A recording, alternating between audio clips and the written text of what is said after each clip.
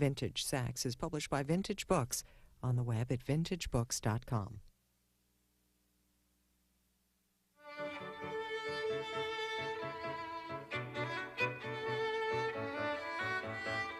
Book TV is 48 hours of nonfiction books, all weekend on C-SPAN 2. Coming up at noon Eastern, Noam Chomsky considers American foreign policy in his latest Hegemony or Survival. Then Daniel Pipes on the Israeli-Palestinian conflict and possible solutions. Tonight on Book TV, Encore Book Notes with Hugh Price, author of Achievement Matters. After that, on Public Lives, a look at Austrian economist F.A. Hayek. And at 9:15 p.m. Eastern, another chance to see MIT linguistics professor Noam Chomsky.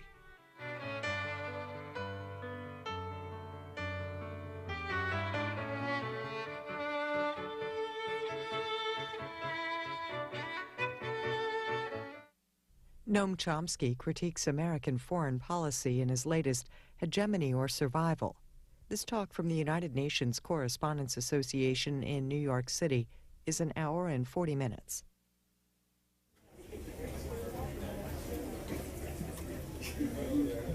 Okay. Thanks, ladies and gentlemen, thanks very much for coming. I should explain, I guess, to the members of UNCA that there are many people who are strangers in our midst. That's because this is a joint event with the UN Society of Writers that, in fact, they organized it. Hans Janicek, who's the president of the UN Society of Writers, is here. Hans, thanks very much for organizing this. Are the TV crews ready now? Can we get going? Yeah, thanks. Okay. The first time I met Noam Chomsky was in 1984 in Nicaragua, when I used to write for the Guardian newspaper in England, which, as many of you probably know, is somewhat left of center. And at the time, I think the analysis of the situation in Nicaragua that Noam and I were doing was not very popular in the United States. I think we both subsequently felt vindicated when the International Court found against the United States government at the time, and even more so when the Iran-Contra scandal blew and we found out that the Reagan administration had allowed a secret government to operate from the basement of the White House in contravention of statutes, in contravention of law passed by Congress. At the time, I sort of naively thought that that was the worst violation of international law that I would ever see by an American government. But as Kofi Annan has pointed out, what we saw in Iraq last year was also a violation of international law. And it is a violation of international law by the US government that brings us back together again. And I welcome Noam here. Thanks very much for coming. Do you want to speak first? Or, right, Noam, do you want to go up to the podium there? Okay.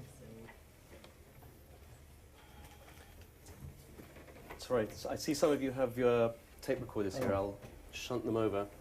Okay. Just give me a moment to... No, he's got a wireless microphone. I got a wireless mic. Can you hear me back there? Yeah? Okay. So the wireless is working. And these things are all presumably working. Okay. Everybody settled? National Security Association have their mic up here somewhere? Okay. Well, this is... strikes me while I'm here that this is about the time of the year when my students are going around for job interviews, if they're lucky enough to get them. I say this is the time of the year when my students are going around for job interviews, if they're lucky enough to be invited. And if they are, they're expected to give a talk, technical talk, have a few questions. If they don't insult too many people on the faculty, they may even be offered the job. And I guess that's the same format. So I'll try not to insult too many of you, and maybe I have a chance at the award. Every self-respecting president has a doctrine attached to his name. For the current incumbent in Washington, that's been expanded from a doctrine to visions and dreams as well. but most presidents, it's just a doctrine. These doctrines are interesting to investigate. They're often important.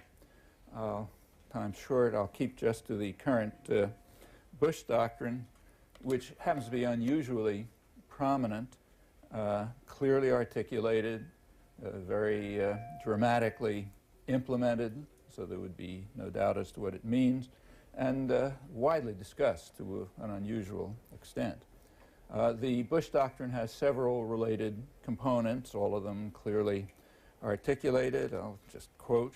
The first and most general component of it is that it is our responsibility to history to drive evil from the world. And that's a far-reaching doctrine. A special case of this has got to be a relentless war on terror, and furthermore, quoting, any state that harbors terrorists is a terrorist state and will be treated accordingly as we drive evil from the world. The third and more formal enunciation of the doctrine is the National Security Strategy of September 2002, which effectively declared the right to use force to eliminate any perceived potential challenge to U.S. global hegemony. As Colin Powell put it, the U.S. reserves the sovereign right to take military action where and how it chooses. He happened to say that in Davos at the World Economic Forum meeting, eliciting quite a negative reaction from the people who the business press, the international business press, call the masters of the universe, with only a slight touch of irony.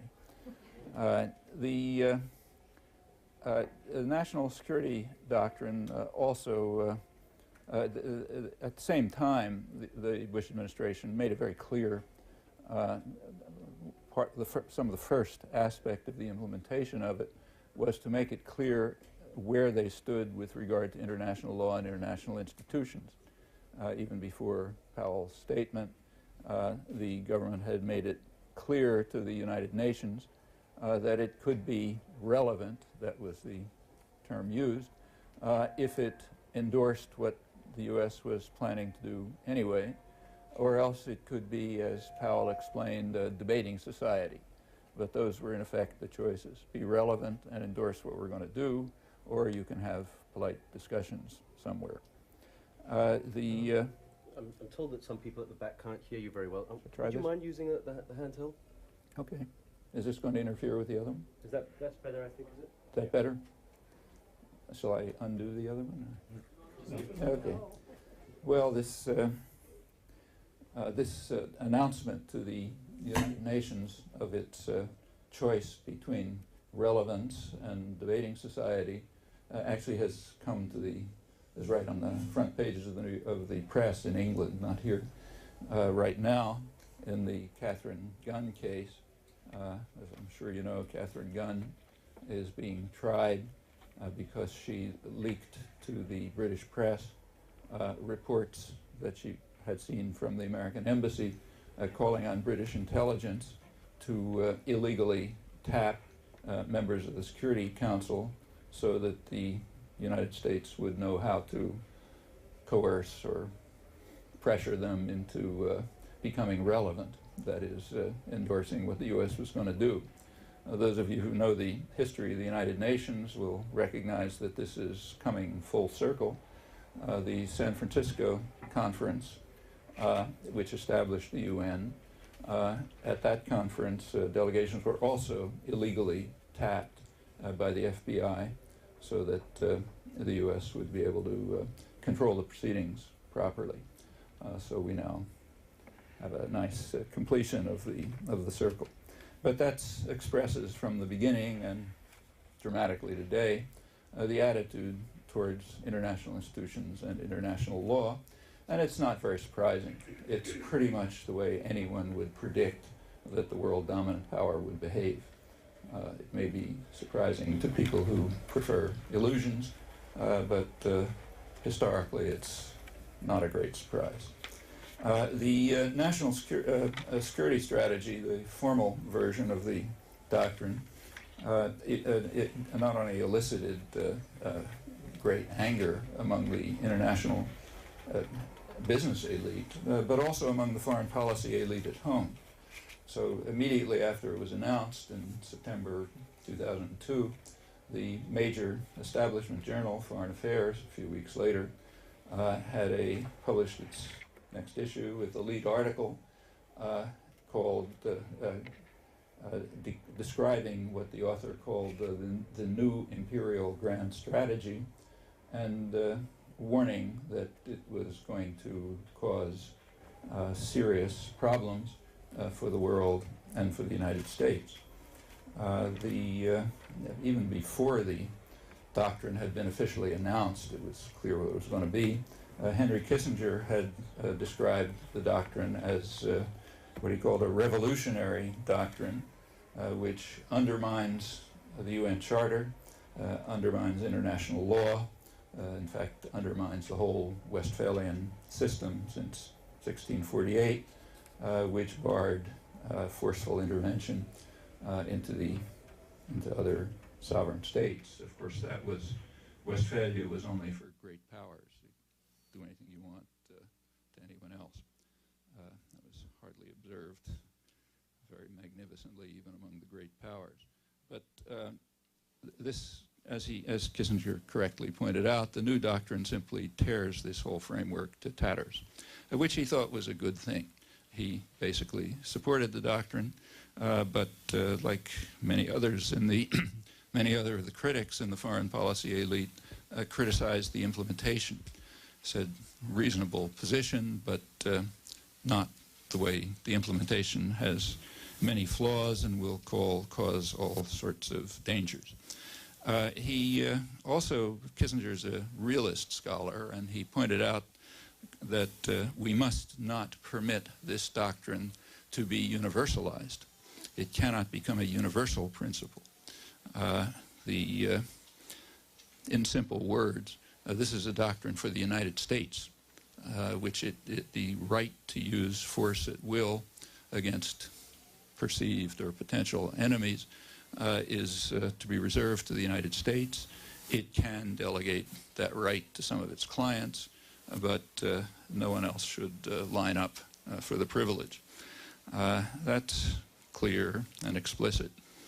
The national security doctrine was immediately followed by exemplary actions to make it clear to the world that it was meant seriously. It's not just rhetoric. The most obvious of them, and the one that attracted the most attention, was the invasion of Iraq. There were others to which less attention was paid, but that might, over the long term, prove more significant. One of them was the announcement, just weeks after the National Security Doctrine, the announcement by the Air Force Space Command that U.S. policy in accord with the National Security Doctrine was going to shift from control of space, that was the Clinton doctrine, to ownership of space. So from now on, the U.S. would own space, not just control it. And then they went to spelled out what that difference is. It means that any potential competitor in space will be destroyed. And space means militarization of space, as they explained. We have documents leading up to it spelling it out. It means placing space platforms for highly destructive offensive weapons, nuclear and non-nuclear. This is under a first strike doctrine, which is official. The world will be under very tight surveillance by hypersonic drones, so you can tell if somebody's walking across the street in Bangkok and so on. And it means, in principle, a command post could instantaneously, without warning, attack and destroy any place in the world without much need for forward basing and other annoyances. And this system has to be owned, not just controlled. That was November 2002. The U.S. continued, meanwhile, to oppose unilaterally UN efforts to ban the militarization of space. This has been going on for some years. The most recent case was last December, when, again, unilaterally, with the reflexive votes of Israel and I think Micronesia, the U.S. opposed the otherwise unanimous decision to reserve space for peaceful uses. This has been going on for some years now. UN disarmament commissions have been deadlocked over Washington's refusal, back to Clinton, to ban militarization of space. However, the advance from control to ownership is a substantial one and in line with the national security doctrine, and very ominous in its implications. I mean, others plainly don't just say, oh, that's fine. Russia has already responded by sharply increasing its military spending, its offensive weaponry. It has moved to launch on warning automated response systems, which were dangerous enough in the past and are far more dangerous today with the deteriorating command and control systems of this Russian state as the economy collapses. Just to cheer you up, you may recall in 1995, before the deterioration had set in, we came 2 minutes from a missile launch, which probably would have destroyed much of the world. When there was a 10-minute countdown after Russian computers had misidentified a space rocket as a missile attack. It was aborted 2 minutes short of flight. Instant retaliation, presumably go beyond what Eisenhower predicted in the 1950s, that any such exchange would mean the destruction of the Northern Hemisphere. We've gotten much more violent and powerful since then. These dangers are being enhanced. Russia has also moved to a first strike doctrine. China is responding the same way as predicted. What's called ballistic missile defense is understood both by adversaries and by advocates in the United States as being an offensive weapon. It's called a shield, a sword, not just a shield, on both sides. And the reaction to it is to build up offensive military forces, very threatening with the obvious ripple effects. Don't have to go into it. So these are all severe challenges, threats being significantly escalated, all implementing the same thinking. Can't just attribute it to the Bush administration, I mentioned has roots before, but the sharp escalation of it is significant, very significant. The moonshot, the Chinese and American moonshots are very likely related to this.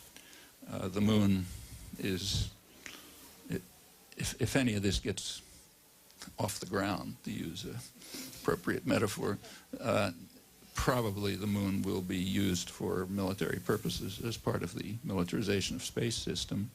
And the Chinese challenge to land a shuttle is a challenge to the U.S. official position of ownership of space, which does not lead to attractive consequences if you think it through.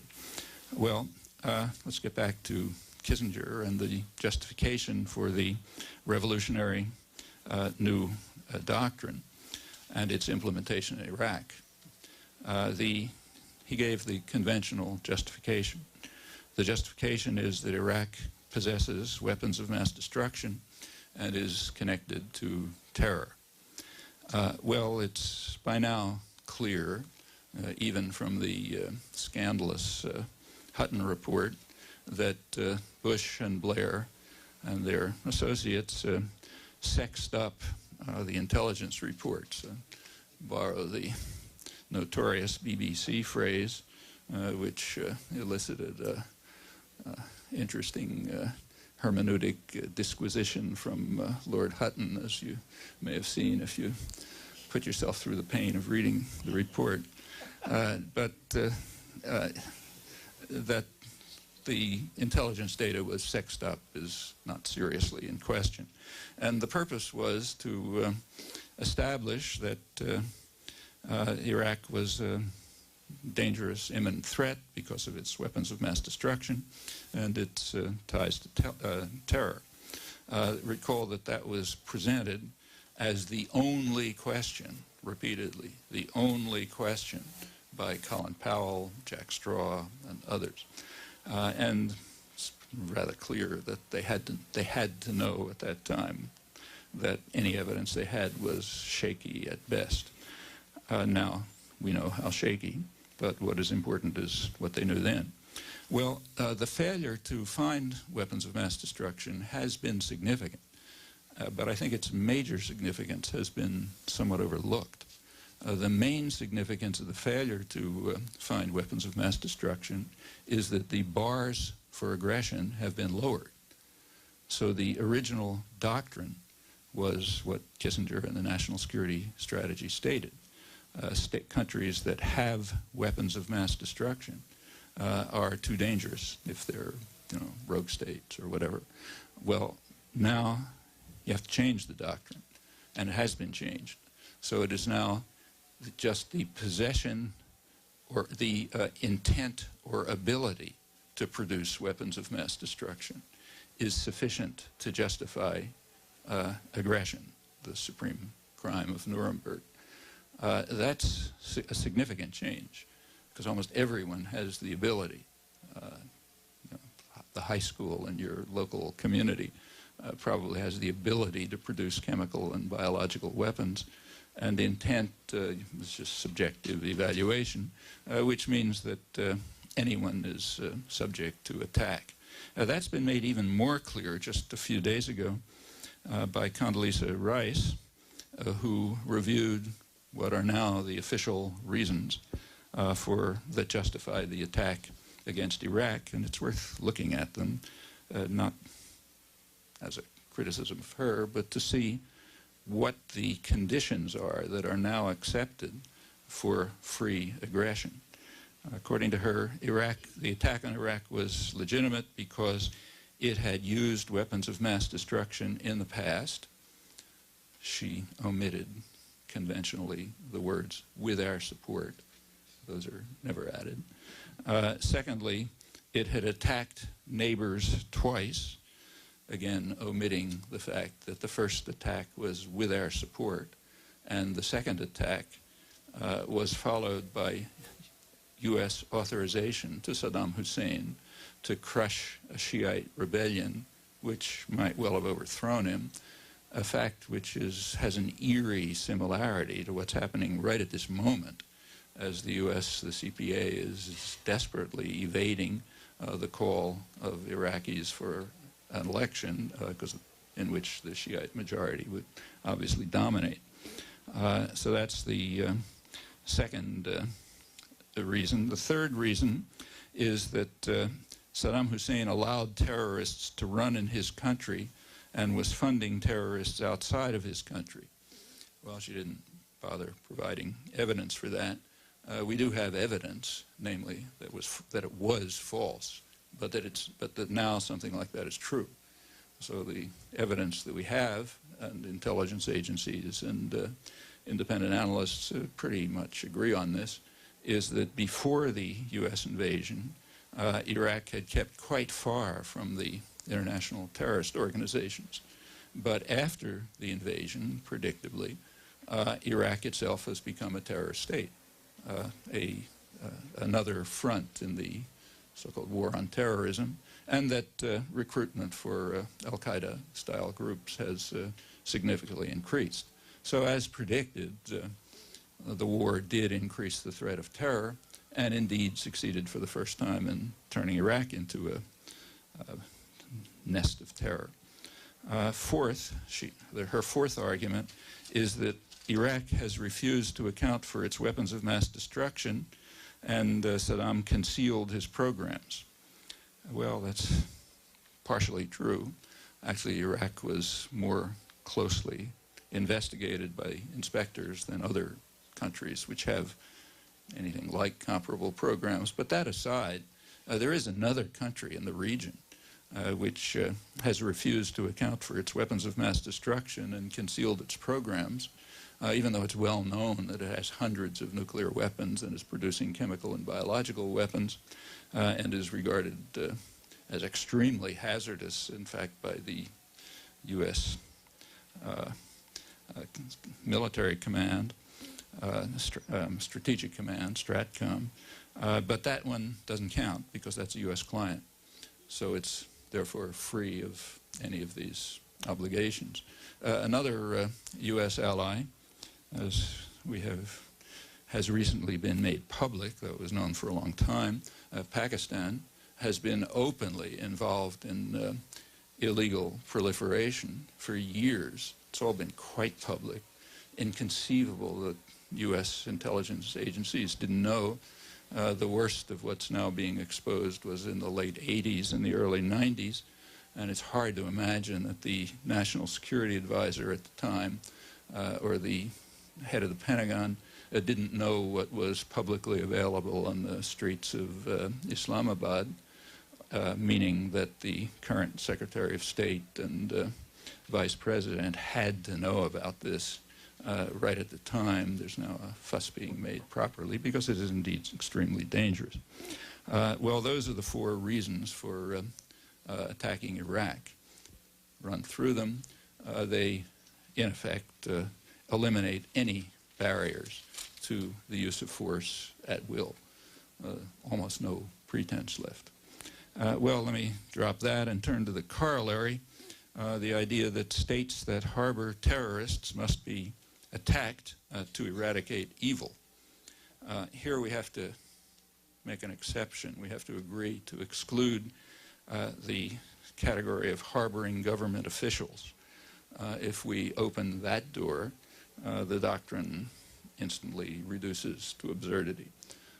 So let's not talk about harboring government officials who are large-scale terrorists, and keep to harboring what are called subnational terrorists, those who aren't at the level of state planners or heads of state. So what about which countries harbor subnational terrorists? Well, there are many charges about pre-invasion Iraq, kind that I've mentioned and you've heard, but they're rather dubious, and there isn't much point paying much attention to them because there are some very clear cases of harboring terrorists, therefore terrorist states, where there's just no controversy. So take, for example, a case that's currently timely, the case of the Cuban Five, which ought to be front-page news everywhere. Their appeal is coming up in about 2 weeks. What are the Cuban Five? Well, as I'm sure you know, the United States has been engaged in large-scale terrorist attacks against Cuba since 1959. The U.S. government direct participation in those attacks ended in the late 70s, at least officially. But since that time, instead of directly attacking Cuba, the United States has been harboring terrorist networks that attack Cuba. Well, again, this is not particularly controversial. It's accepted, for example, by the FBI and the Justice Department. So take, say, Orlando Bosch, who's now living happily in Florida. He is accused by the FBI of about 30 acts of terrorism, quite serious ones, like blowing up a Cubana airliner with killing 73 people and many others, some committed on U.S. soil.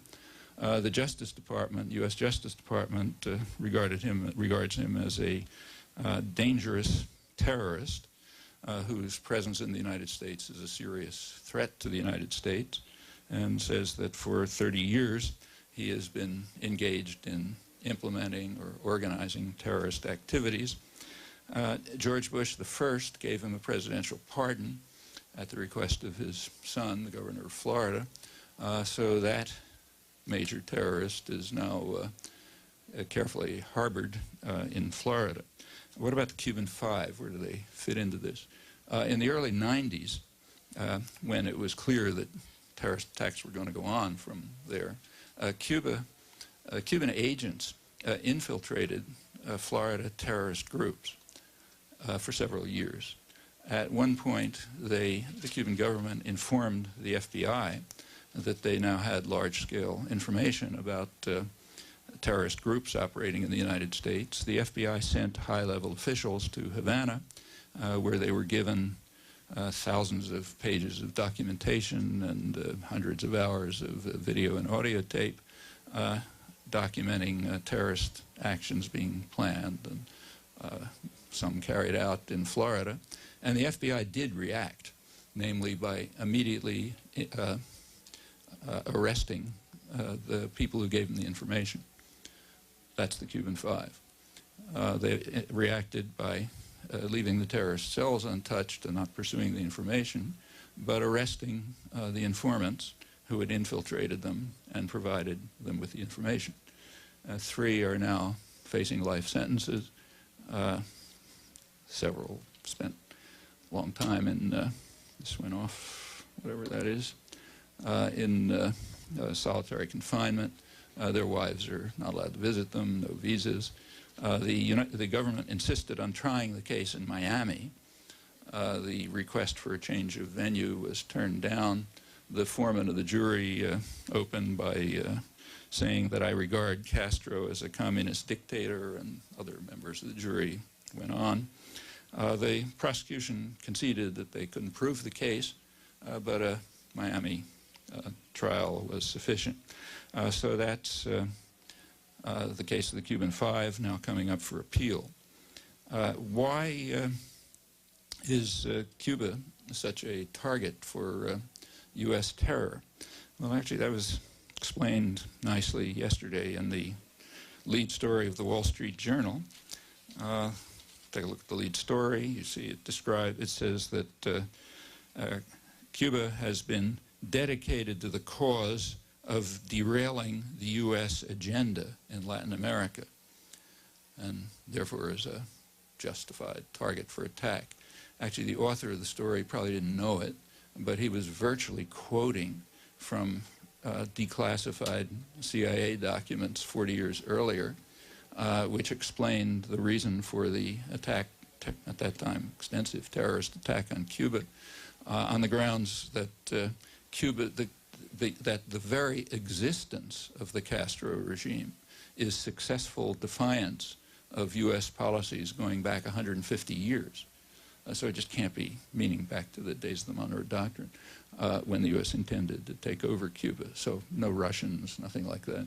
So obviously that can't be accepted, and the Wall Street Journal more or less has it straight when they say that the crime is the dedication to the cause of derailing the U.S.'s agenda in Latin America.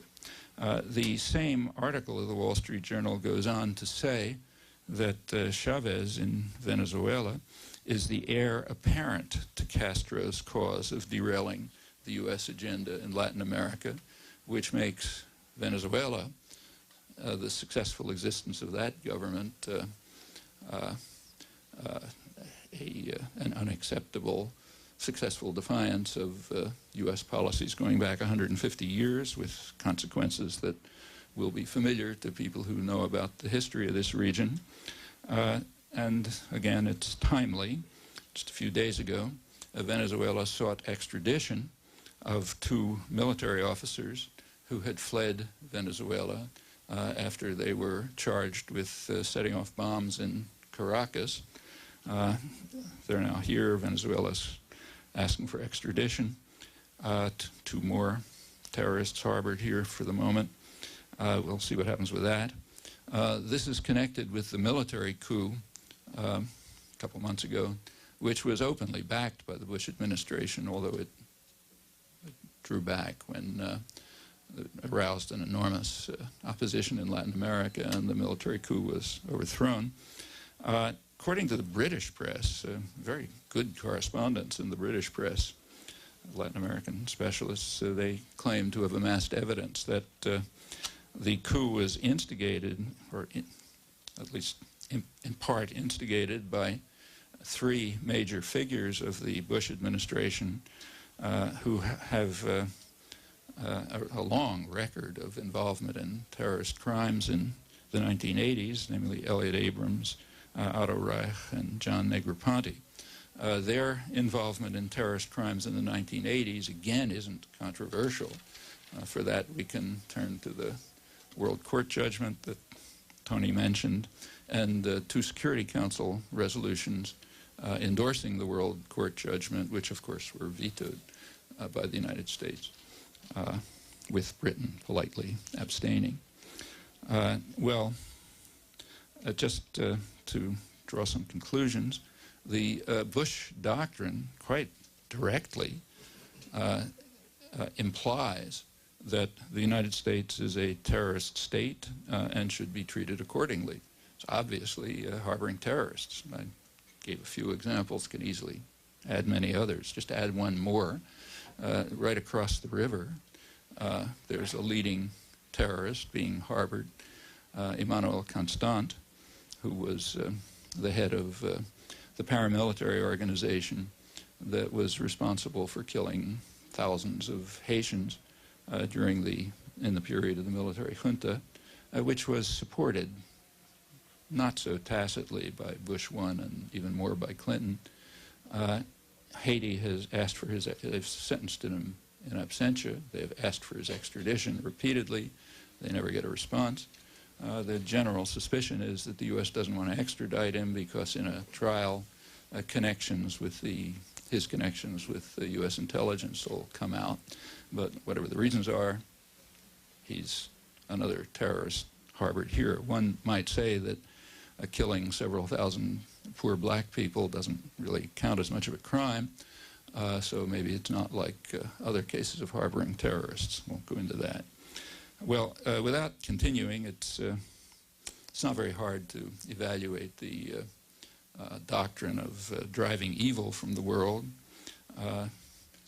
if we accept the condition of universality, but as Henry Kissinger accurately pointed out, that's an error. The doctrine holds only selectively. It's a doctrine that the powerful may invoke, but not anyone else. So therefore, you could say that all the examples I've given are completely irrelevant, and any others like them. As for the imperial grand strategy, I think its implications are as revolutionary as Henry Kissinger indicated. I think a good case can be made that the implications go far beyond, and that it should be a matter of rather considerable concern. No, thank you very much. I hope we have time for a few quick questions.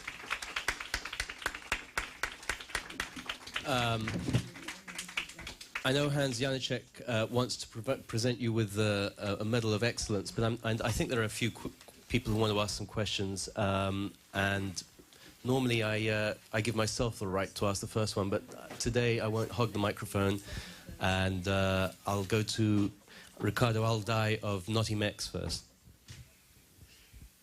Yeah. Hi, Mr. Chomsky. Ricardo Alday from Notimex. I want to ask you two brief questions. What is, in your view, the risk of 4 more years of Bush, both inside the United States and for the international system? What the impact will be? And secondly, do you think Kofi Annan should cede to U.S. pressure to send back human personnel to Iraq? And does he have any room not to say, to say no? Thank you. It's very hard to predict the weather, and predicting human affairs is extremely difficult. But there is a fair possibility, possibility beyond what I think any rational person would want to accept, that another 4 years of the same policies, it could be extremely dangerous for the country and the world, and could cause maybe irreparable harm. Remember, we have a lot of evidence. It's not just the past 4 years. The same people essentially were in office for 12 years, 1981 to 1992, and there is a rich record of what they accomplished. It is not discussed in the United States because we have a kind of a principle here that you're not supposed to look into the mirror. It's not unique to the United States, but very striking here. So anything that happened in the past didn't happen, okay, because we've changed course or some miracle has taken place. So we're therefore not permitted to carry out the rational approach that we would to anyone else. I mean, if Saddam Hussein appears in a trial and says, well, why are you bringing up all that old stuff from the 80s? It doesn't mean anything now. I'm a nice guy. I just had a born-again experience, and I'm going right to heaven. We wouldn't even bother laughing. But when that is done year after year after year, as it is, by our own leaders, we applaud. Okay, that's what it means to be a disciplined intellectual.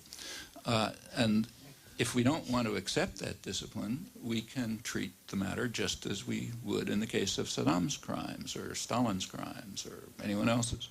We can ask, well, what did they do during those 12 years, and what have they been doing the last 4 years, the more reactionary.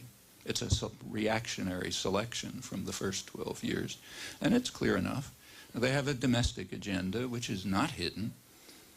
I mean, they're trying to unravel the progressive legislation of the past century to overcome the achievements of popular struggles, hard ones, to gain some benefits for people, what we call a minimal welfare state, to transfer power into the hands of unaccountable private tyrannies in one way or another. Every aspect of the program is like that. Internationally, they have the programs that I've described. They may back off from them because they may find them unfeasible, but the programs are clear, and that's only part of them. I mean, there's also programs about international economic arrangements.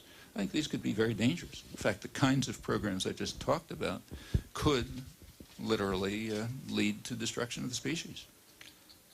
Again, you can't put a probability on that.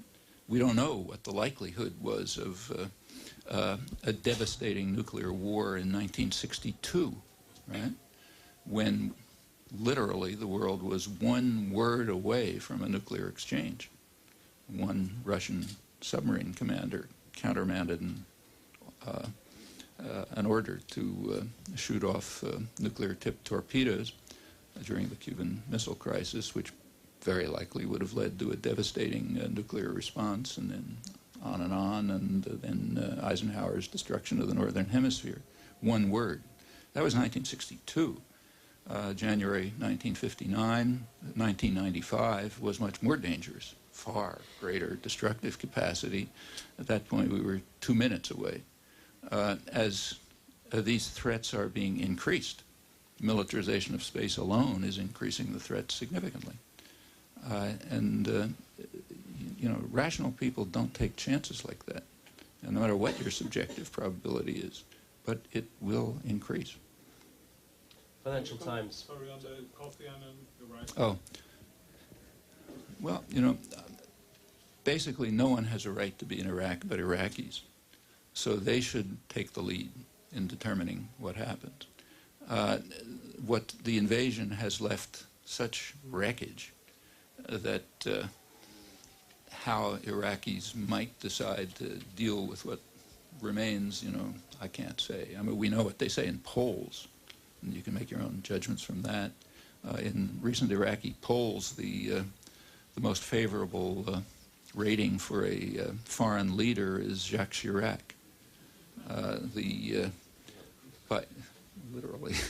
By about 5 to 1, they regard the U.S. British forces as occupiers, not liberators. Right after Bush made his speech about how we're changing course once again and going to bring democracy to the world, actually reiterating what Reagan had said 20 years earlier and everyone else. After that speech, which was greeted with the usual reverential awe in the United States, there was a poll in Iraq about asking Iraqis why they thought the U.S. was in Iraq, and some agreed with President Bush and the commentators here. 1%. 1% thought that the goal was to bring democracy to Iraq.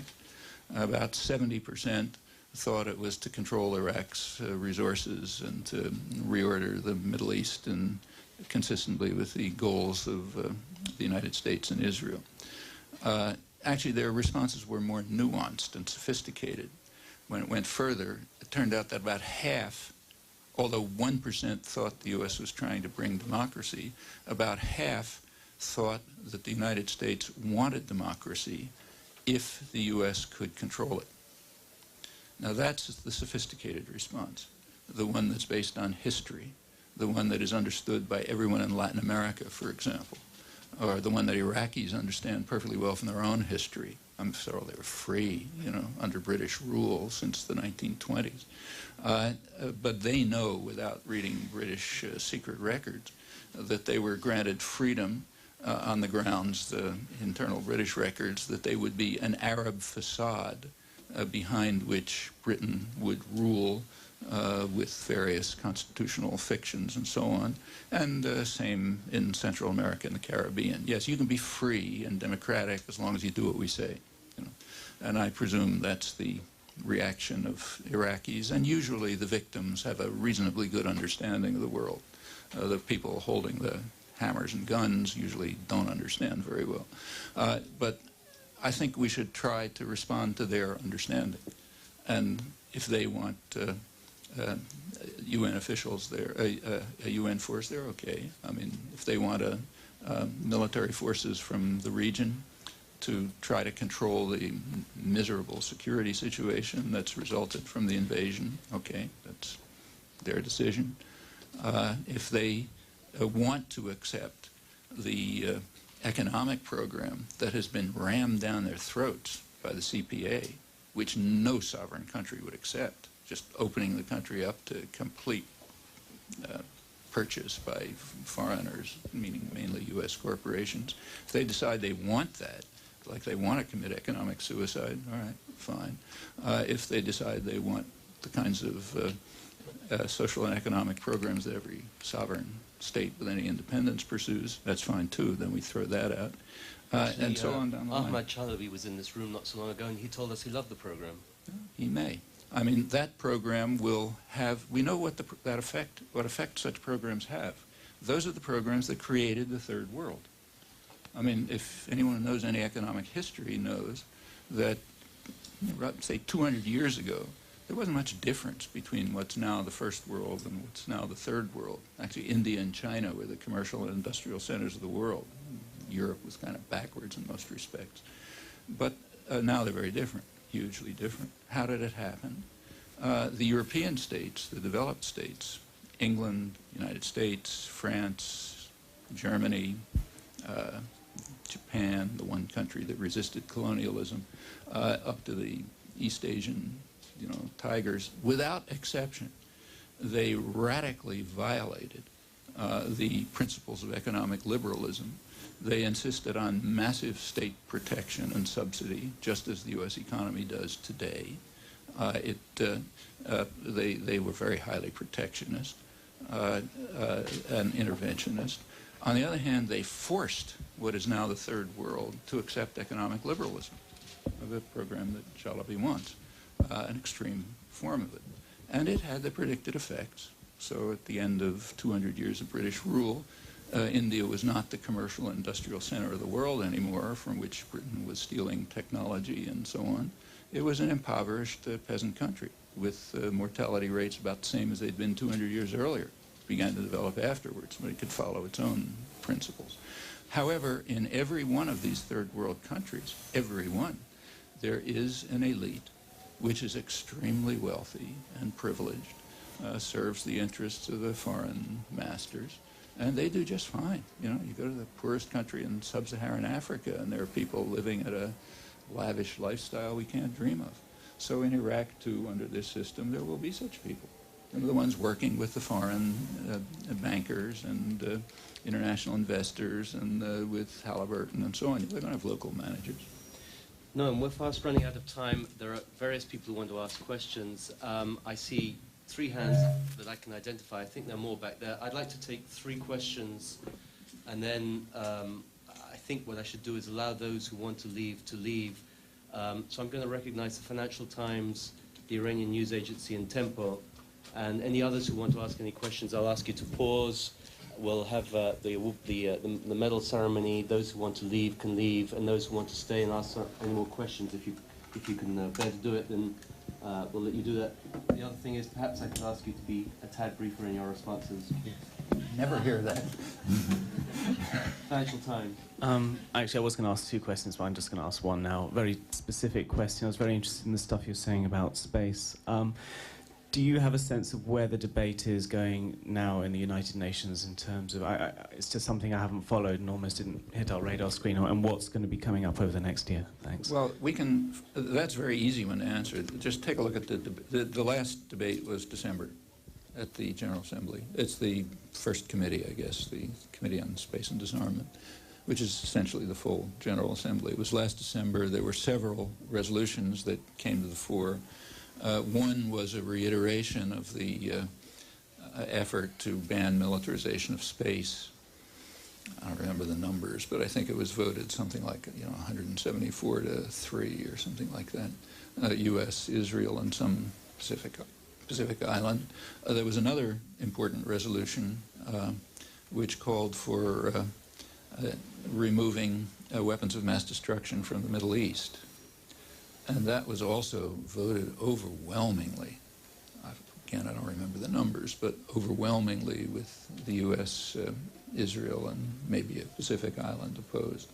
But you can look at the debates. They're right there on the, on the UN record. And that's been going on for years. The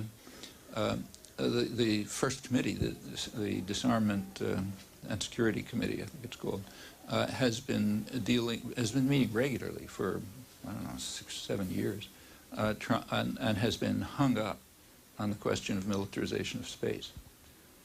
Everyone on the committee, is led in part by China, but it's been essentially unanimous, has been trying to put some teeth in the 1967 Outer Space Treaty, which does loosely reserve space for peaceful uses.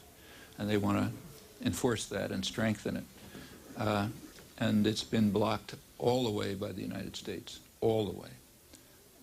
And there is no reporting on this in the United States, actually, virtually none. I had some friends do database searches. You find a little newspaper in Utah that mentioned it or something. So it's basically unknown. But it's public.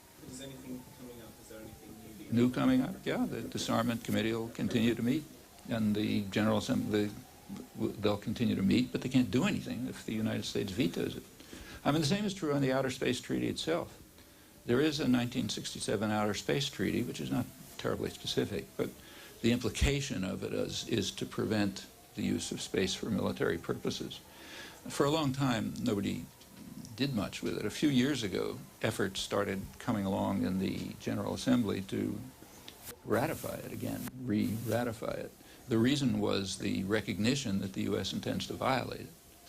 And it's come up year after year, I forget how many now. That one, the U.S. doesn't vote against, it abstains. Everyone votes for it, and the U.S. and Israel abstain. Okay, Israel doesn't matter, but a U.S. abstention is, in effect, a veto. Okay?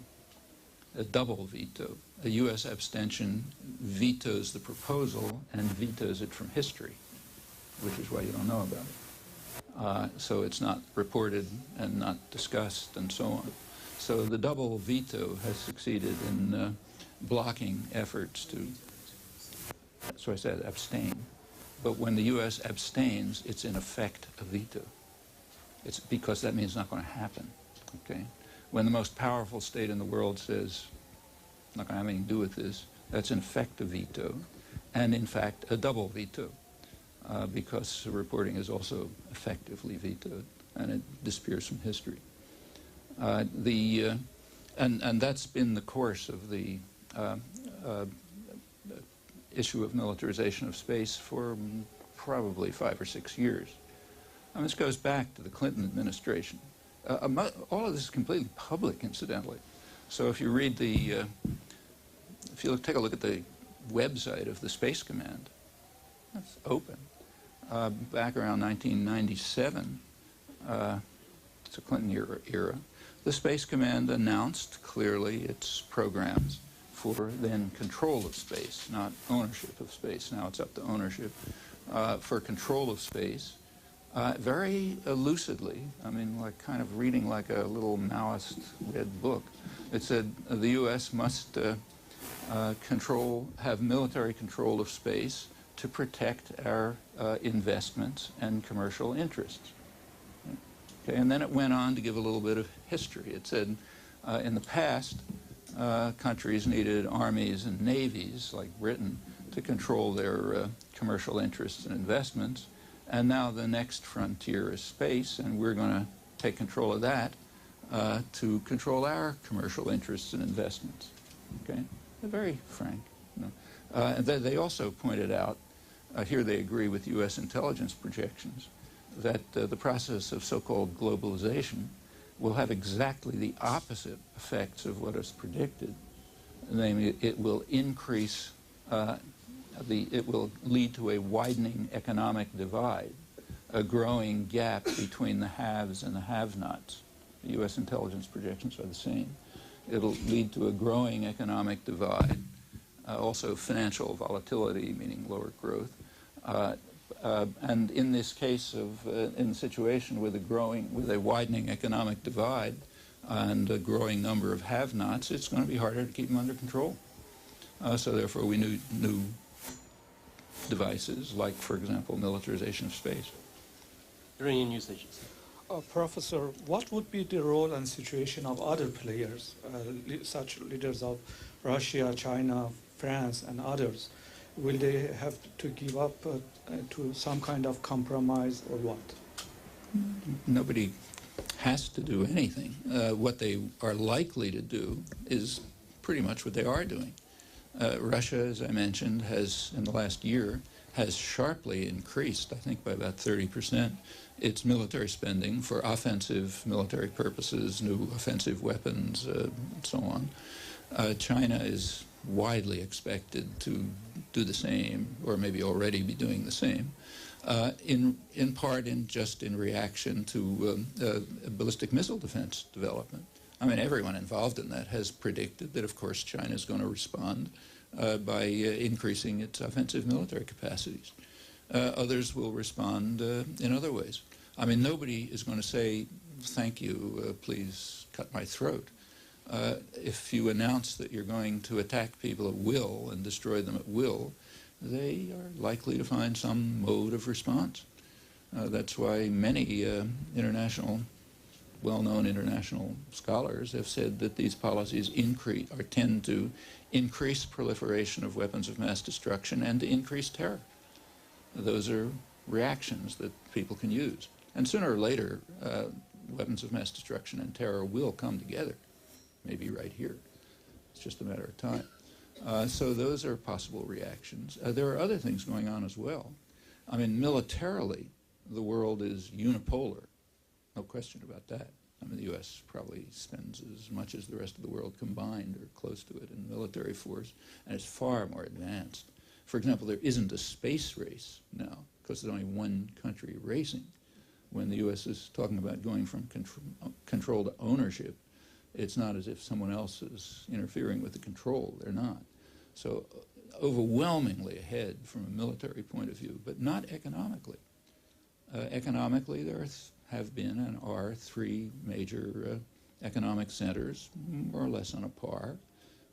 Europe, Northeast Asia, Japan, China, South Korea, others interacting with them. They're kind of on a par. Europe is an economic unit of the same category as the United States. Northeast Asia is the most dynamic economic region of the world. It also happens to have about half of global foreign exchange reserves. The former head of Clinton's Council on Economic Advisors, Laura Tyson, really recently described the international economy in 4 simple words. She said, America spends, Asia lends. And how long that's going to go on, nobody knows. But it's an area which has reserves, which is growing fast, which already has a greater GDP than North America does. Europe is the same. Europe, contrary to a lot of talk, has approximately the same growth level, productivity growth level per capita as the United States, and can go off in its own direction. These are issues that go way back to the end of the Second World War. I mean, right throughout the Cold War, one of the concerns of U.S. planners was that Europe would become what was called a third force. It would go off on its own. Well, that still remains. The end of the Cold War hasn't changed that. And now there are comparable problems in East Asia. A lot of the maneuvering around control over Middle East oil and the lesser but significant Central Asian oil resources, a lot of that maneuvering, including Iran, has to do with who's going to control those energy resources. Because whoever controls them, if the U.S. controls them, as it intends to do, it will have what George Kennan once called veto power over the decisions of other actors. That was 50 years ago. It's even more the case now. So a lot of alternatives. Tiempo Madrid. Professor Chomsky, considering the different perceptions that are in America and in Europe, for example, with the rest of the world, on the war in Iraq, on the Middle East, even on the role of the United Nations, what do you think that is the role that the American media plays in forging public opinion and public policy? I mean, there's a lot of study of this. By and large, the media transmit a doctrinal position which is shared by state power, by corporate power, and by the media elites themselves who are part of it. It's easy to document it. If you want a close analysis concerned with Iraq, I'd suggest that you take a look at one careful study done by, which you can pick up on the web, done by the most important public attitude study program in the world. It's the Program on International Policy Attitudes at the University of Maryland, PIPA.org. You can pick it up. They did a study about a month ago or so called Misimpressions of Iraq, okay, in which they investigated beliefs that are so obviously outlandish that there's no serious debate about whether they're true or false. And those are the misimpressions of Iraq. And they evaluated them among the public. They're extremely high. But then, in response to your question, they traced those misimpressions to media sources. Okay. Turned out if you're getting people who are getting their news from Fox News, about 80% had at least one serious misimpression, many more. People who were getting their news from major print media, elite print press, about 50% serious misimpression. Those who were getting it from National Public Radio, about 25% serious misimpression. These, incidentally, are misimpressions that I don't think anyone would have in Europe or Asia or anywhere else. And that's a misleading estimate, as they point out, because about 20 to 25% of the public, somewhere in that neighborhood, are getting their information from talk radio. You just turn that on, and you'll find out what that means. And among young people, when you sort of break down the demographics, I've forgotten the numbers, but I think a majority from, say, 18 to 22, roughly that range, are getting their news from comic shows that are on television late at night. These political comic shows. Well, we're taking out that piece of the population, but this is an indication of the way effectively the corporate media transmit a kind of propaganda line, not because they are subordinating themselves to it, but because they agree with it.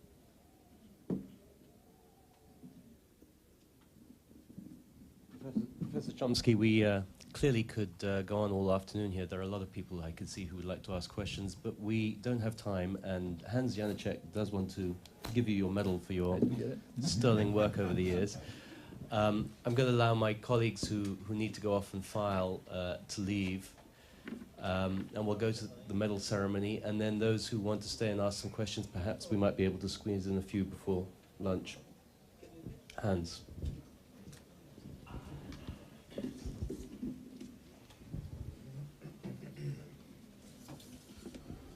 Professor Chomsky, it's a great honor for us that you accepted our invitation, but even more so that you accepted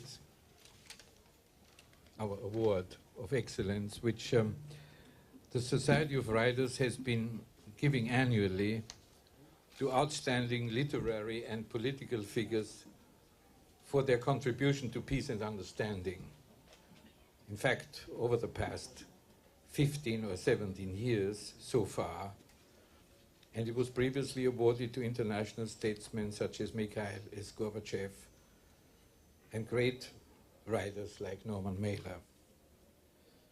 The members of the society, founded in 1989, are diplomats and journalists accredited to the United Nations, as well as individual staff members with a distinguished literary record.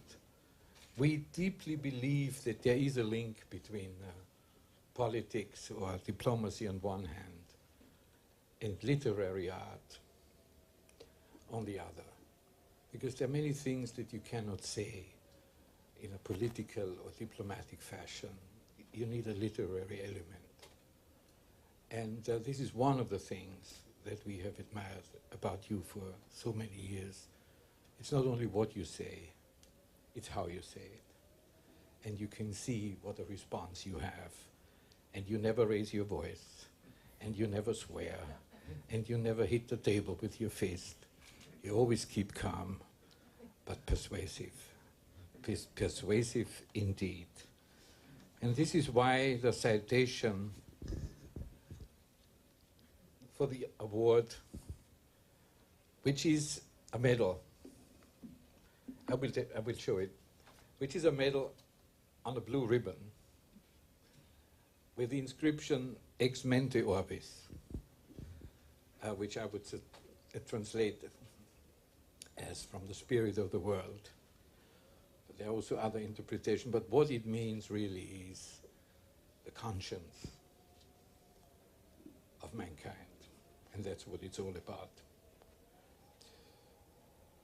Professor Chomsky, we honor you today in gratitude.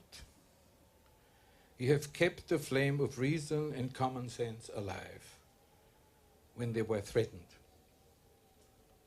You stayed calm in the clash of civilizations, but recorded the conflict in a uniquely somber and persuasive style. Your voice is heard all over the globe. You have earned the respect of millions, eager to find the truth in a troubled world. There is no better place to express our respect to you than here at the United Nations, whose spirit and principles you represent.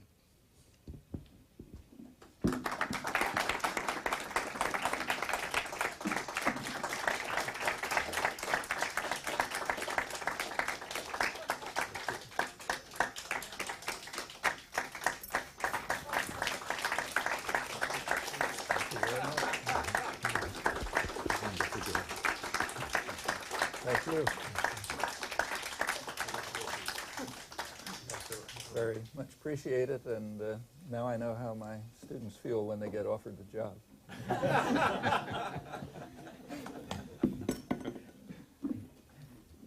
All right, well, we're going to be taking the professor upstairs to have some lunch shortly, but are there any more questions? Does anybody... Well, I only see I see three hands, so I'm going to take those three questions, and then I'm afraid that's going to be it. Anjali, the pioneer of India. I think it's okay. I'll just ask my question without mic. Yesterday, thank you. Yesterday, George Bush, he announced his budget, and there's an increase in defense spending. How alarming is that? Can you comment? How alarming is the increasing defense spending? Well, I mean, it's alarming in many respects. For one thing, spending on one area provides what are called foregone opportunities. It means you don't spend on another. There are very serious problems in the country that require major spending. I don't have to enumerate them.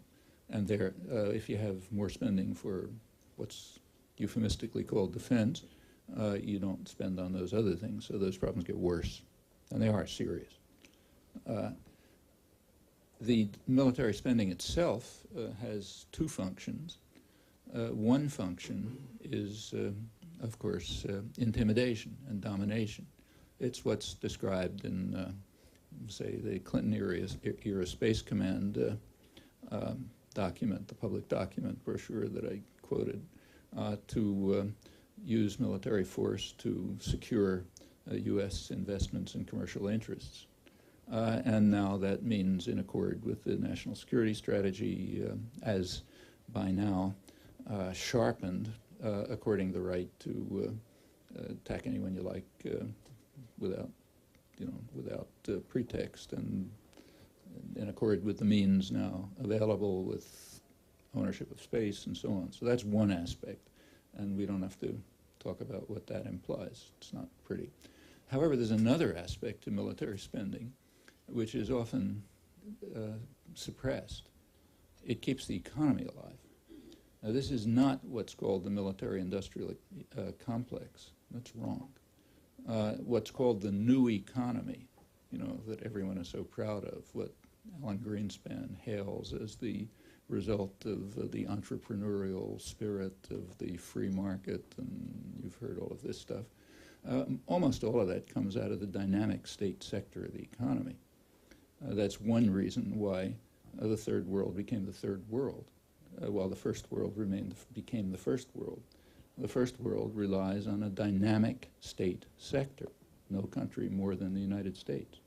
So take a look at all the things you use, computers, electronics generally, the internet, trade, which is based on containerization, containers, biotechnology, run through the list.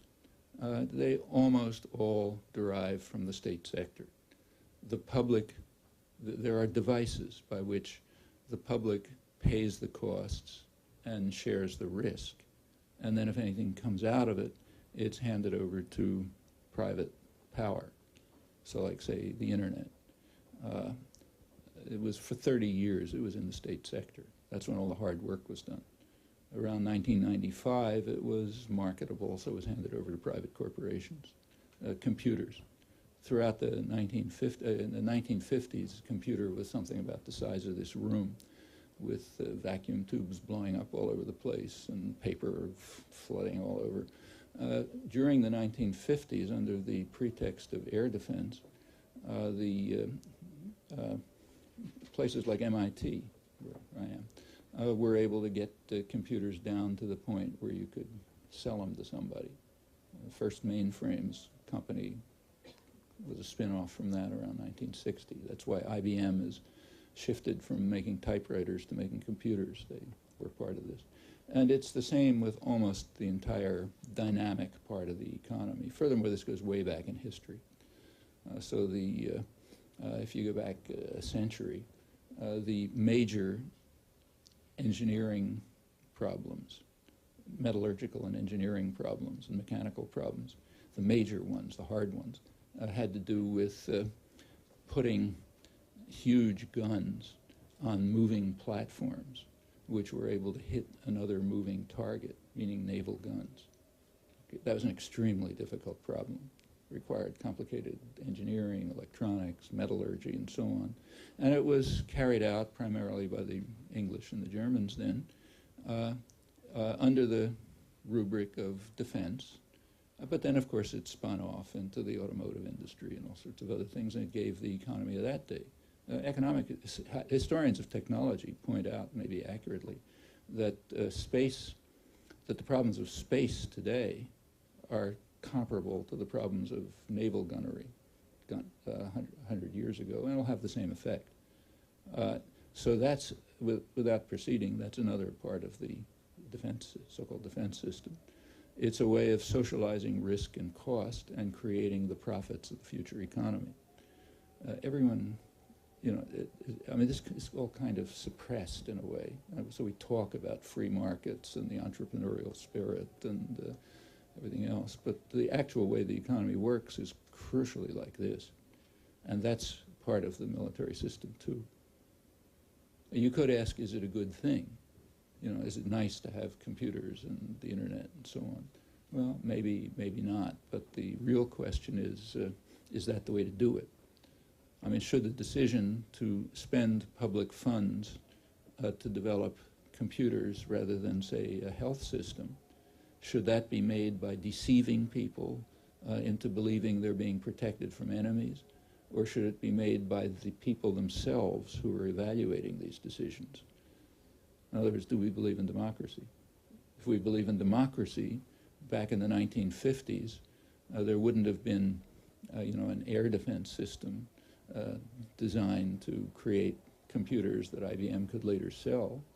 There would have been a public informed discussion of whether we want our resources to go into having PCs 25 years from now, or have a decent health care and school and transportation system. I mean, I know which way I would have voted, but it's for people to decide. And those decisions are taken out of people's hands, in large part through the military system. It's another one of the devices for undermining democracy and for creating a particular kind of private-run economy in the future. That's quite apart from its role in use of military force. So all of this has to be considered. Le Monde. Hi. I was just wondering, would you have any comment on the presidential race so far? On the presidential race? Well, it's not a great secret that in the United States, elections are basically bought. Large part of the population accepts that as true. So right before the 2000 election, so no Florida trickery, no Supreme Court. Before the election, about 3/4 of the public regarded it as mostly a farce,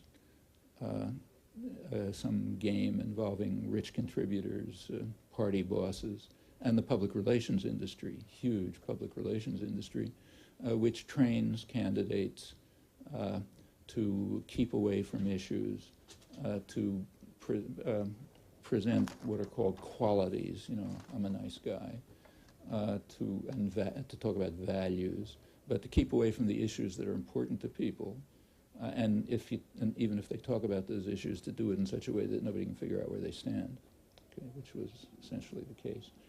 That's the attitude of about 75% of the public, and it's not inaccurate. And the result is that whoever can flood the propaganda system overwhelmingly tends to win. You look at the statistics over the years, it's dramatic. Now, in a democratic culture, that concentration of power could be overcome. So take Brazil, recent case. I mean, in Brazil, concentration of capital, concentration of media is worse than it is here. It's a much more repressive state than here. Here the state is minimally repressive by comparative standards. Nevertheless, popular organizations were able to reach a level of activism, engagement, in which they were able to overcome these consequences. In the United States right now, that's just not imaginable. It should be, but it isn't. In order to reach the level of, say, Brazil, we would have to have a reconstruction, revitalization of a democratic culture that has been very severely eroded, consciously eroded. I mean, it doesn't just happen by itself. And that's hard work. It's not going to happen by this election. So this election will be like the standard one, I presume, in which it'll be bought. Who's going to buy it? Well, you know, the Bush administration has money coming out of their ears. The financial industry loves them. The pharmaceutical industry is, you know, just salivating over the wonderful gifts they're getting.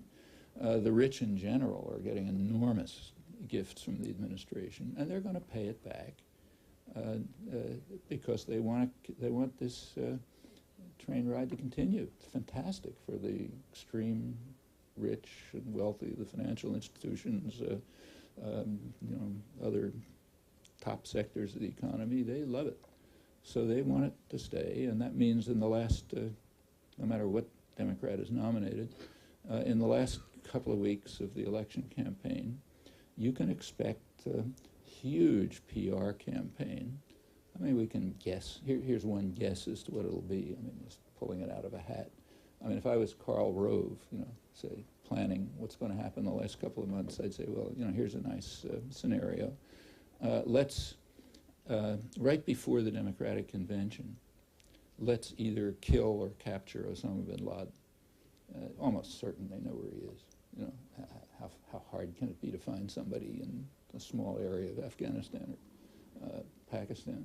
So let's wait until right before the Democratic Convention, suddenly kill or capture Osama. Huge victory in the war on terror. Let's, if, say, Kerry runs, let's paste this achievement alongside of a picture of him standing next to Jane Fonda and stabbing our brave boys in the back.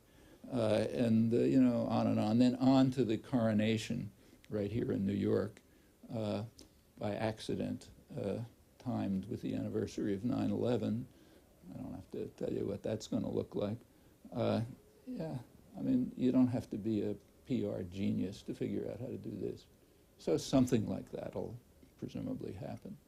And unless there's some very surprising changes, it's very hard for me to see how it can fail.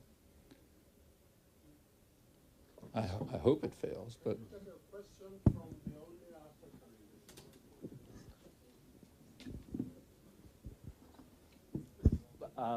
You know, I had said I'd just take one more, but how can I turn down a request like that? So, could you identify yourself? I don't know Greek you. newspaper, Eleftherotypia. Which? Could you repeat that? Greek newspaper, Eleftherotypia. Greek. Professor, many people claim that the Republican Party has become the official party of the religious right. What are the consequences of this in the following year?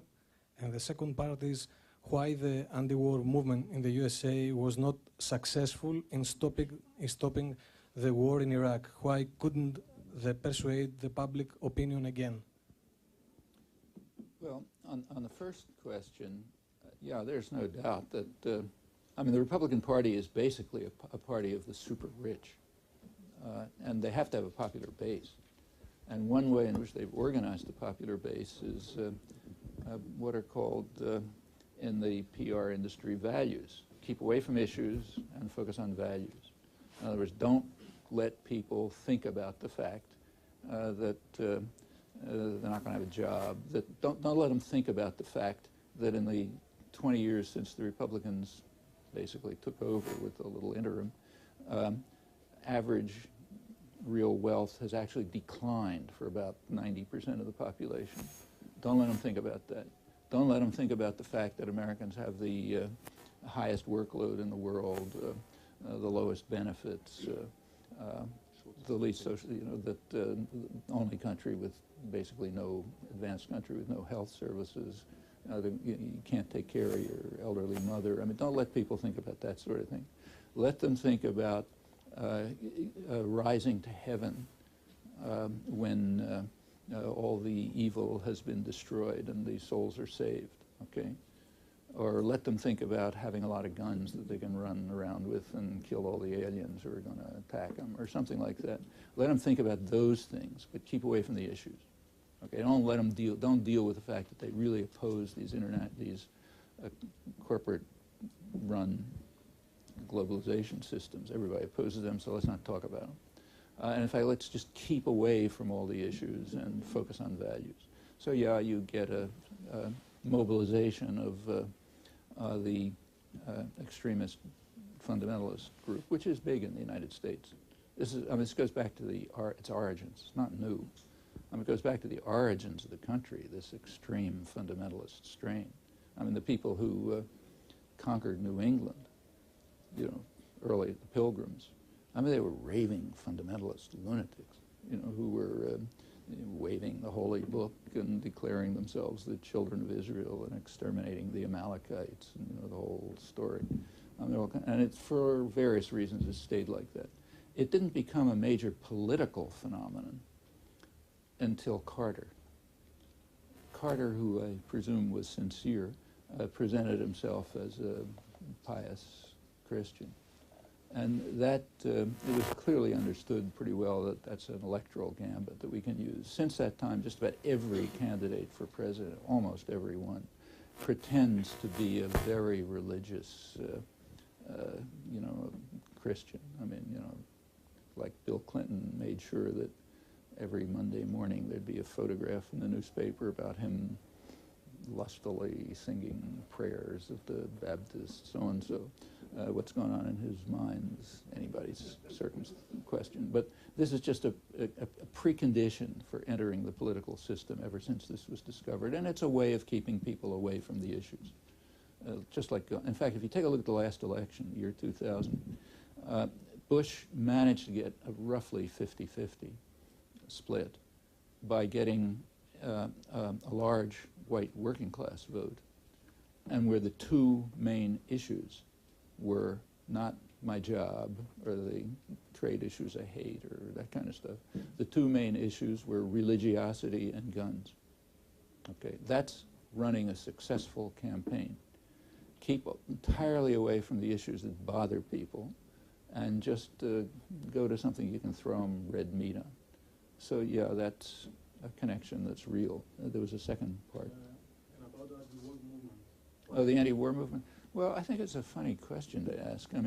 It's like asking why in 1962 didn't the anti-war movement succeed in stopping the U.S. attack against South Vietnam? Well, one reason is there wasn't any anti-war movement. Okay, why didn't the anti-war movement in France in 1950 prevent France from reinvading their former colony? Same answer, there wasn't any anti-war movement. By now, opposition to war has reached far greater proportions. By now, you can have massive anti-war movements even before a war is officially declared. So it's true, it didn't quite succeed in stopping it, but that's an enormous change over earlier years. In the case of Vietnam, for example, it was 7 or 8 years before there was any visible anti-war movement. By then, South Vietnam was virtually destroyed. In the case of the French conquest of Vietnam, nothing, just destroyed. A couple of people protested, but no movement. And those are changes over the years. When the Belgians, got rid of Lumumba and took over the Congo, see any protests? No, it's become a much more civilized world since then. So yeah, we should be thankful for that. There's never been anything like the protests last February. Never, here or anywhere else. Is it enough to stop another act of aggression? Well, maybe not, but it's certainly a lot better than ever was. So could you identify yourself? My name is Chike Moma. I'm a retired librarian from the United Nations. 1990 I retired. I do not represent any newspaper. I have a question that to which there might not be an easy answer. The Berlin Conference of 1886 imposed boundaries on African countries, and with which we have had to live for 120, 30 years. do you think that the United Nations should take the lead in freeing Africa from the burden of these imposed boundaries that have no logic whatsoever in considerations of the ethnicities involved? The prime example is Nigeria, of course, from which I come, where we have struggled with, we've struggled endlessly with the ethnicities, the diversities, which diversity is good in America. Diversity in Nigeria has given us a lot of trouble.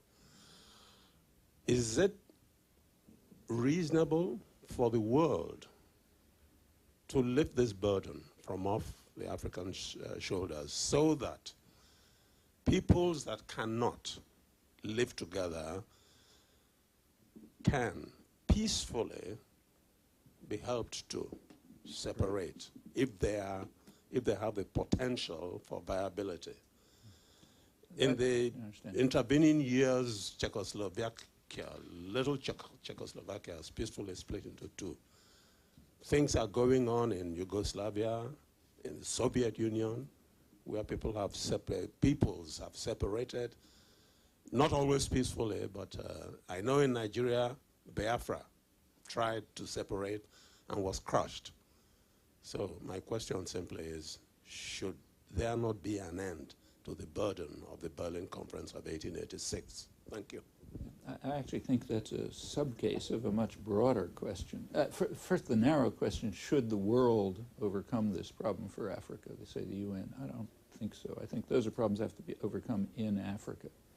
I think Africans should overcome that problem in their way with whatever support and sympathetic support the rest of the world can give them. However, these problems, as you say, are not unique to Africa. This is the development of the modern nation-state system in the last hundreds of years.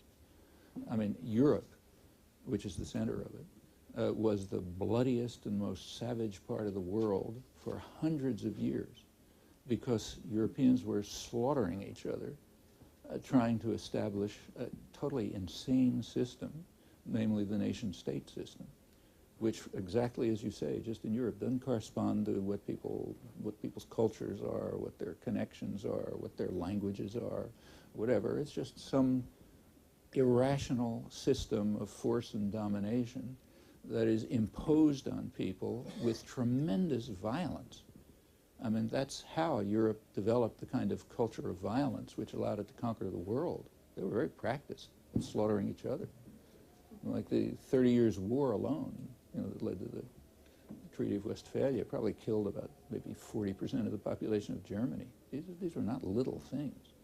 In fact, it would still be going on. There's a lot of talk in political science about democratic peace. Democratic countries don't go to war. Well, you can look at the statistics, but there's one fundamental reason why you're getting any results at all. In 1945, Europeans, the democratic countries, realized that the next time they play their traditional game of slaughtering each other will be the last, because they had constructed means of destruction so fantastic that this game is just over. Okay, did it for the last 500 years. We can't do it anymore. So we're not going to fight each other anymore. We'll fight defenseless people, but not each other, because otherwise it's over. You can't do it. So yes, there's a kind of a democratic peace. Does that mean that for Europe this is the right system? No, it's a highly artificial system. In Europe too. That's why you see in Europe, in opposition to the centralizing tendencies of the European Union, there are also regional tendencies developing. So if you look at Spain and England and other parts of Europe, there's a kind of devolution going on into regions that are more autonomous, that are reviving independent local cultures and languages. And I think that's a very healthy development in my view. And not just for, and this, in the rest of the world, most of the conflicts that are going on, not just Africa, Asia, Middle East, everywhere else, are the results of Europe's forceful imposition of the state system. Okay? in a way which had nothing to do with the people. I mean, what's Iraq? Iraq was created by the British in order to ensure that they would have the oil, not Turkey, and that the country wouldn't have an access to the sea so they could control it, okay, and make it free and democratic. And that's the same everywhere you look. I mean, personal remark, I happen to be under investigation by the state security courts in Turkey because of a talk that I gave in Diyarbakir, southeast Turkey, in which I said something nice about the Ottoman Empire. I didn't suggest that we should go back to the Ottoman Empire, a lot of rotten things about it, but I did say I thought in many respects the Ottoman Empire had the right idea. There was a center, which fortunately was very corrupt, so it didn't interfere with people too much. But for the most part, it left people alone to run their own affairs. So, an Armenian part of, Lebanon could run its affairs, and somebody else could run something else. And you could travel from one place to another without having a visa, And the local regions were pretty much autonomous and federated and related and so on and so forth. And that's a pretty sensible way for the world to be organized, I think. But that means unraveling a complex system of nation states, now very tightly linked to private power, because they're called multinational corporations, but they heavily rely on their home state for all kinds of support, financial, cost and risk provision, military support, and so on and so forth. So this whole kind of thing has to be slowly unraveled, and I don't think there's any formula for it. It's really going to have to be done by people themselves, coming to terms with this destructive residue of history. I mean, take the United States. Take the U.S.-Mexico boundary. Okay, what's that, I mean, half of Mexico was conquered by the United States, okay? Now it's called the United States. The Mexican-U.S. border was, like most borders, was a result of conquest. It wasn't a natural border. It was a very porous border. So people of the same, similar people lived on both sides, and they tended to move up and back. In 1994, something interesting happened. In 1994, NAFTA was passed with a lot of rhetoric about how we're unifying, North America and so on and so forth. Also in 1994, Clinton, who was no fool, militarized the border for the first time. Operation Gatekeeper. Militarized the border to make sure that people wouldn't move up and back. Capital, yeah, but not people. So we got to stop this free movement of people up and back across a rather porous border and impose a border that's semi-porous. Capital goes up and back easily, but not people, because these systems are not designed for people. They're designed for capital. And since then, you get hundreds of people being killed on the border and so on and so forth. Well, that border shouldn't be there, just like other borders shouldn't. But those are things that are going to have to be changed internally through understanding and social evolution of it and social change. I don't think they can be imposed from the outside. Professor Noam Chomsky, it's been fascinating. Thanks so much.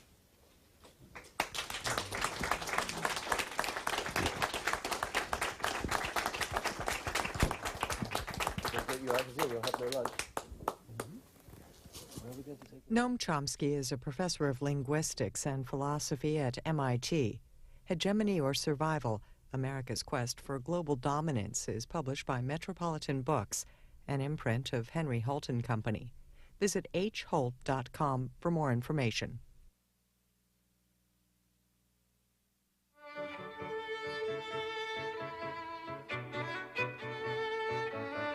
Book TV on C-SPAN 2 is brought to you every weekend as a public service of cable television. Coming up at 1:45 p.m. Eastern, Daniel Pipes on the Israeli-Palestinian conflict and possible solutions. Then, images of African Americans at the turn of the 20th century, a small nation of people. Tonight on Book TV, Encore book notes with Hugh Price, author of Achievement Matters. After that, on Public Lives, a look at Austrian economist F.A. Hayek. And at 9:15 p.m. Eastern, another chance to see MIT linguistics professor Noam Chomsky.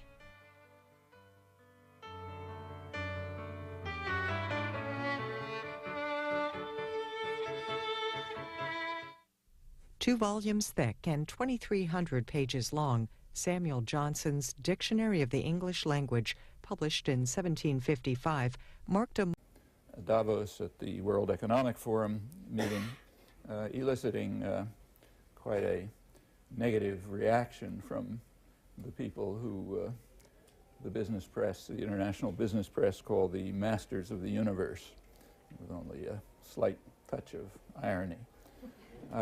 The national security doctrine also, at the same time, the Bush administration made it very clear, some of the first aspect of the implementation of it was to make it clear where they stood with regard to international law and international institutions. Even before Powell's statement, the government had made it clear to the United Nations that it could be relevant, that was the term used, if it endorsed what the U.S. was planning to do anyway, or else it could be, as Powell explained, a debating society. But those were in effect the choices: be relevant and endorse what we're going to do, or you can have polite discussions somewhere. I'm told that some people at the back can't hear you very well. Would you mind using the handheld? Okay. Is this going to interfere with the other one? That's better, I think, is it? Is that better? Shall I undo the other one? Okay. Well, this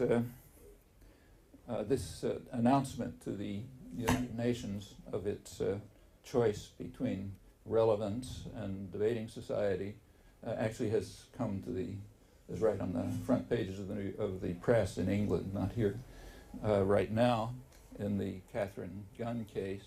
As I'm sure you know, Catherine Gunn is being tried because she leaked to the British press reports that she had seen from the American embassy calling on British intelligence to illegally tap members of the Security Council so that the United States would know how to coerce or pressure them into becoming relevant, that is, endorsing what the U.S. was going to do. Those of you who know the history of the United Nations will recognize that this is coming full circle. The San Francisco Conference, which established the UN, at that conference, delegations were also illegally tapped by the FBI so that the U.S. would be able to control the proceedings properly. So we now have a nice completion of the circle. But that expresses from the beginning and dramatically today the attitude towards international institutions and international law. And it's not very surprising. It's pretty much the way anyone would predict that the world dominant power would behave. It may be surprising to people who prefer illusions, but historically it's not a great surprise. The national security strategy, the formal version of the doctrine, it not only elicited great anger. Give me a moment to... No, he's got a wireless microphone. I got a wireless mic. Can you hear me back there? Yeah? Okay, so the wireless is working. And these things are all presumably working. Okay, everybody settled? National Security Association have their mic up here somewhere? Okay. Well, this is, strikes me while I'm here that this is about the time of the year when my students are going around for job interviews, if they're lucky enough to get them. I say, this is the time of the year when my students are going around for job interviews, if they're lucky enough to be invited. And if they are, they're expected to give a talk, technical talk, have a few questions. If they don't insult too many people on the faculty, they may even be offered the job. And I guess that's the same format. So I'll try not to insult too many of you, and maybe I have a chance at the award. Every self-respecting president has a doctrine attached to his name. For the current incumbent in Washington, that's been expanded from a doctrine to visions and dreams as well. But most presidents, it's just a doctrine. These doctrines are interesting to investigate. They're often important.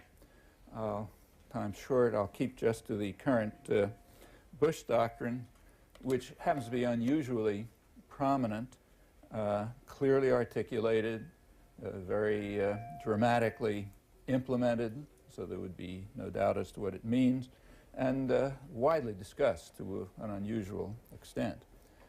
The Bush doctrine has several related components, all of them clearly articulated. I'll just quote. The first and most general component of it is that it is our responsibility to history to drive evil from the world. And that's a far-reaching doctrine. A special case of this has got to be a relentless war on terror, and furthermore, quoting, any state that harbors terrorists is a terrorist state and will be treated accordingly as we drive evil from the world. The third and more formal enunciation of the doctrine is the National Security Strategy of September 2002, which effectively declared the right to use force to eliminate any perceived potential challenge to U.S. global hegemony.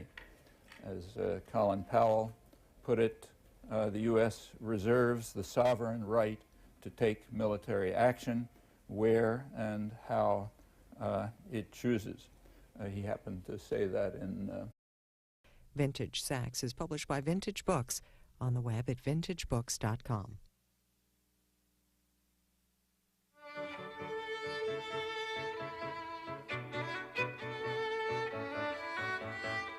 Book TV is 48 hours of nonfiction books all weekend on C-SPAN 2.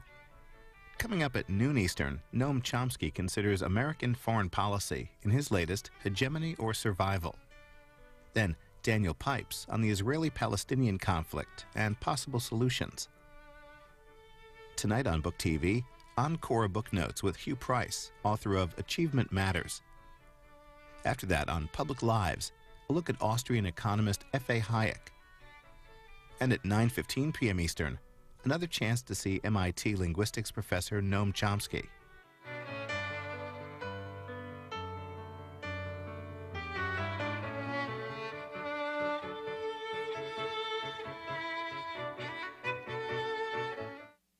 Noam Chomsky critiques American foreign policy in his latest Hegemony or Survival. This talk from the United Nations Correspondents Association in New York City is an hour and 40 minutes.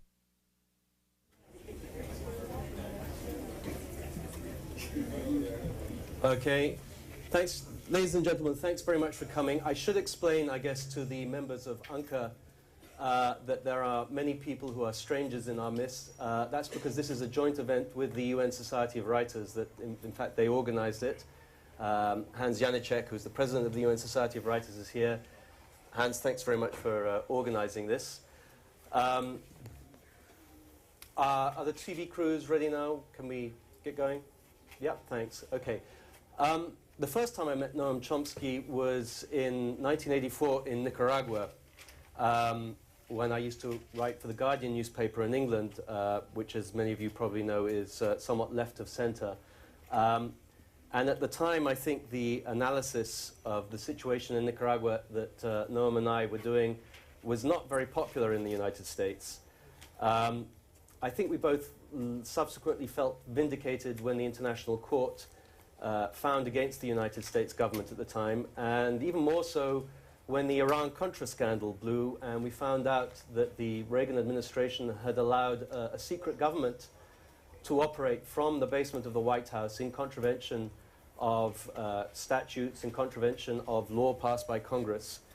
At the time, I sort of naively thought that that was the worst violation of international law that I would ever see by an American government.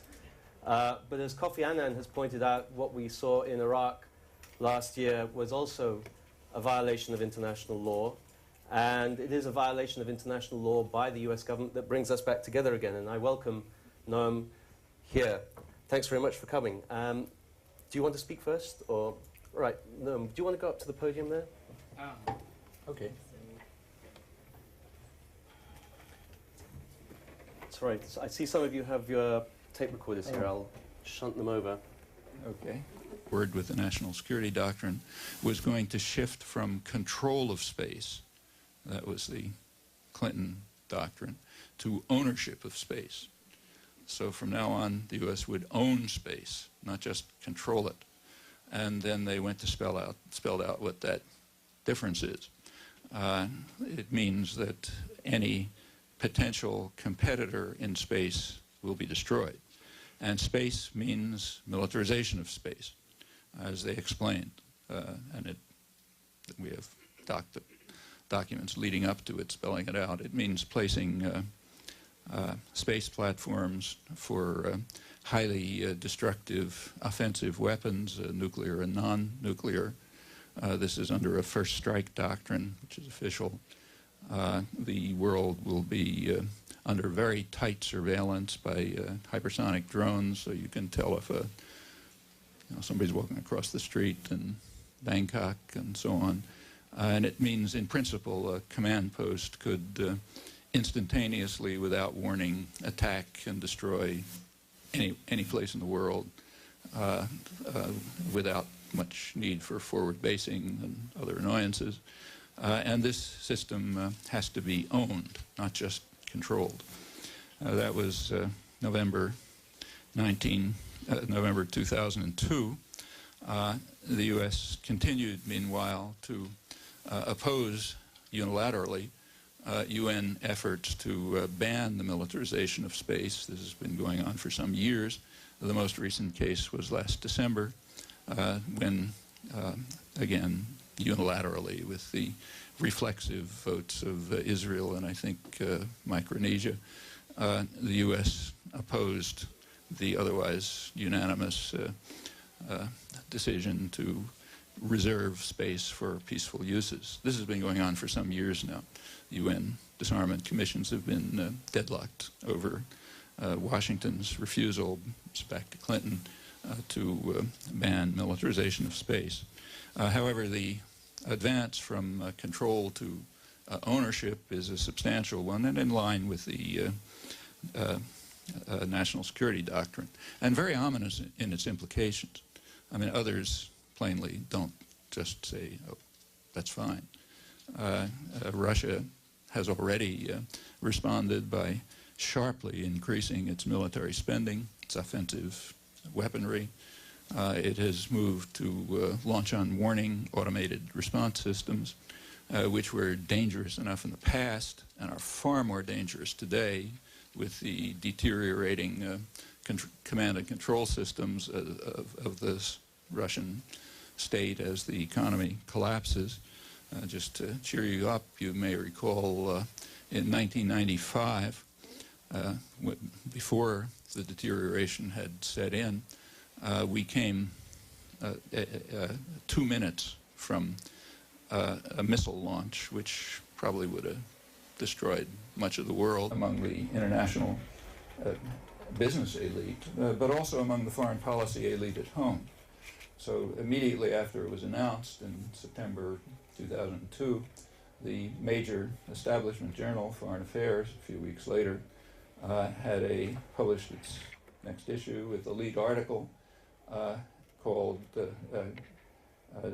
describing what the author called the new imperial grand strategy, and warning that it was going to cause serious problems for the world and for the United States.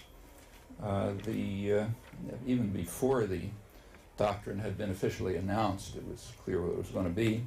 Henry Kissinger had described the doctrine as what he called a revolutionary doctrine, which undermines the UN Charter, undermines international law, in fact, undermines the whole Westphalian system since 1648, which barred forceful intervention into other sovereign states. Of course, Westphalia was only for great powers. You do anything you want to anyone else. That was hardly observed very magnificently even among the great powers. But this, as Kissinger correctly pointed out, the new doctrine simply tears this whole framework to tatters, which he thought was a good thing. He basically supported the doctrine, but like many others in the many other of the critics in the foreign policy elite, criticized the implementation. Said reasonable position, but not the way the implementation has many flaws and will cause all sorts of dangers. He also, Kissinger's a realist scholar, and he pointed out that we must not permit this doctrine to be universalized. It cannot become a universal principle. In simple words, this is a doctrine for the United States, which the right to use force at will against perceived or potential enemies is to be reserved to the United States. It can delegate that right to some of its clients, but no one else should line up for the privilege. That's clear and explicit. The national security doctrine was immediately followed by exemplary actions to make it clear to the world that it was meant seriously. It's not just rhetoric. The most obvious of them, and the one that attracted the most attention, was the invasion of Iraq.